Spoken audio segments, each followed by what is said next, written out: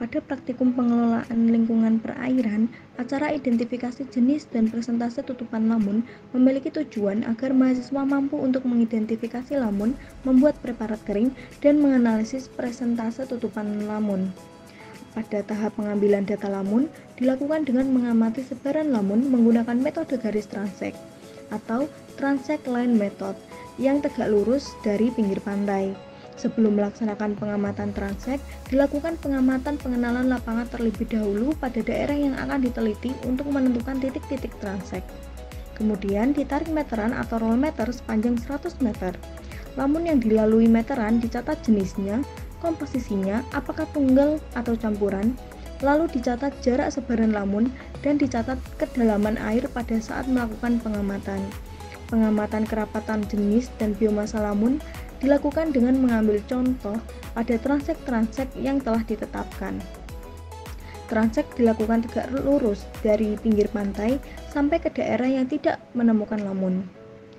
Jarak transek satu dengan yang lain dan satu titik dengan titik yang lain pada satu transek tergantung pada luas yang diamati. Jarak transek yang satu dengan yang lain bisa 250 meter, 500 meter, 1000 meter, atau 1500 meter. Sedangkan jarak titik yang satu dengan titik lain pada satu transek bisa 25 meter atau 50 meter tergantung pada lebar padang lamun yang diamati. Pada setiap titik diambil contoh dengan menggunakan bingkai atau frame 1 meter kali 1 meter sebanyak 4 kali. Sebelumnya, ekosistem padang lamun itu apa sih? Ekosistem padang lamun merupakan hamparan lamun yang terletak di antara ekosistem mangrove dan terumbu karang. Lamun merupakan satu-satunya tumbuhan berbunga atau Angiospermae yang mampu hidup pada salinitas tinggi dan terendam air. Ekosistem lamun merupakan ekosistem penting yang digunakan sebagai tempat feeding ground, nursery ground, dan spawning ground. Ekosistem lamun berasosiasi dengan beragam biota, mulai dari ikan, moluska, arthropoda, penyu, dugong, dan echinodermata. Ciri dan karakteristik lamun yaitu yang pertama, lamun memiliki daun yang panjang dan ramping, biasanya berwarna hijau. Yang kedua, memiliki sistem akar yang kuat yang membantu menstabilkan sedimen di dasar laut. Yang ketiga, lamun dapat berbunga dan menghasilkan biji. Biasanya lamun berkembang biak secara generatif. Yang keempat, lamun biasanya tumbuh di daerah perairan yang dangkal dan terang, di sekitar terumbu karang dan pantai. Yang kelima, lamun ini menjadi tempat bagi berbagai jenis hewan laut seperti ikan dan krustasea.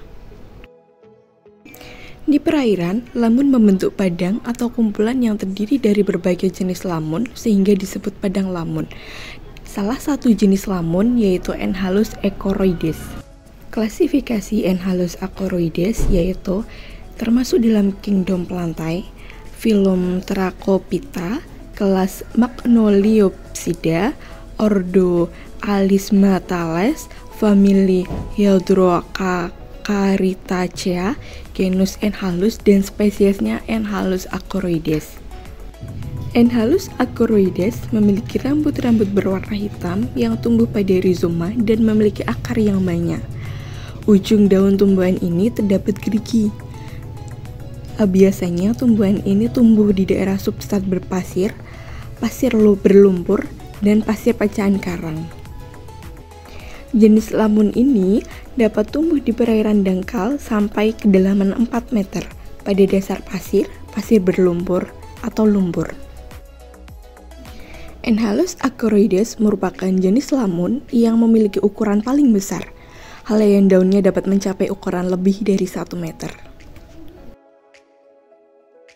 Enhalus acoroides atau yang biasa dikenal sebagai lamun pita adalah spesies lamun yang khas yang dicirikan oleh morfologinya yang unik.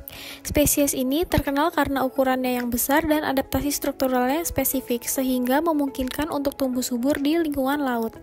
Menurut Rahman et al. 2016, Enhalus acoroides memiliki akar rimpang berdiameter 13,15 hingga 17,20 mm yang tertutup rapat dengan rambut-rambut yang kaku dan keras. Akar berbentuk seperti tali ini berjumlah banyak dan tidak bercabang. Panjangnya antara 18,50 hingga 157,65 mm dan berdiameter antara 3 hingga 5 mm. Bentuk daun seperti pita, tepinya rata dan ujungnya tumpul, panjangnya 65 hingga 160 cm dan lebarnya antara 1,2 hingga 2 cm. Tumbuhnya berpencar dalam kelompok-kelompok kecil terdiri dari beberapa individu atau kumpulan individu yang rapat. Enhalus achoroides merupakan jenis lamun yang mempunyai ukuran paling besar, helaian daunnya dapat mencapai lebih dari 1 meter. Menurut Wycott et al. 2004, morfologi Enhalus achoroides berupa tumbuhan tegap dengan daun yang panjang, permukaan bagian atas yang halus, dan bagian bawah bertulang ramping. Struktur bunga yang besar muncul dari pangkal daun. Hal ini mendukung kemampuan Enhalus achoroides untuk bertahan hidup.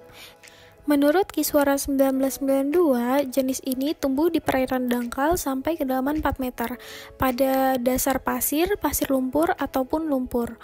Sebagai komponen penting ekosistem laut, Enhalus achoroides menyiapkan habitat penting bagi berbagai organisme laut, berkontribusi terhadap perlindungan pesisir dengan menstabilkan sedimen dan memainkan peran penting dalam siklus nutrisi dalam lingkungannya.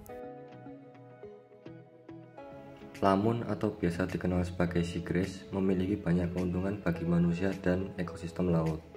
Yang pertama, sebagai habitat biota laut. Berbagai spesies laut termasuk ikan dan hewan terancam punah seperti penyu dan dugong mencari tempat tinggal dan makanan di lamun. Yang kedua, penyerap karbon. Lamun dapat menyerap karbon dioksida lebih baik dari hutan yang membantu mengurangi perubahan iklim. Ketiga, ada penahan arus dan gelombang. Daunnya yang lebat menstabilkan sedimen, memperlambat arus dan mengurangi erosi pantai. Yang keempat, ada menjernihkan perairan. Lamun menyaring sedimen dan meningkatkan kualitas air dengan bertindak sebagai filter alami. Yang terakhir, manfaat ekonomis. Lamun meningkatkan ekonomi lokal karena digunakan untuk kerajinan tangan dan pupuk organik. Lamun juga dikenal sebagai seagrass memiliki banyak manfaat bagi manusia dan ekosistem laut. Seiring berjalannya waktu, kondisi ekosistem lamun semakin terancam. Laju kerusakan lamun meningkat akibat adanya pembangunan, gesekan dengan perahu nelayan, dan bertambahnya jumlah penduduk yang berdomisili di wilayah pesisir. Dampak dari degradasi lamun memicu pada menurunnya biodiversitas biota laut, mengingat bahwa lamun berfungsi sebagai habitat, tempat mencari makan, dan tempat memijah dari berbagai spesies organisme laut. Oleh karena itu, diperlukan pengelolaan ekosistem lamun untuk menjaga kondisi agar tetap layak sebagai habitat biota laut. Upaya pengelolaan ekosistem lamun yang dapat dilakukan diantaranya adalah pemantauan ekosistem lamun tersebut. Pemantauan ini dilakukan untuk mengidentifikasi perubahan dalam kesehatan ekosistem lamun, misalnya perubahan kepadatan atau area persebaran. Pemantauan yang rutin memungkinkan pihak terkait untuk mengetahui tingkat kerusakan yang terjadi serta faktor penyebabnya.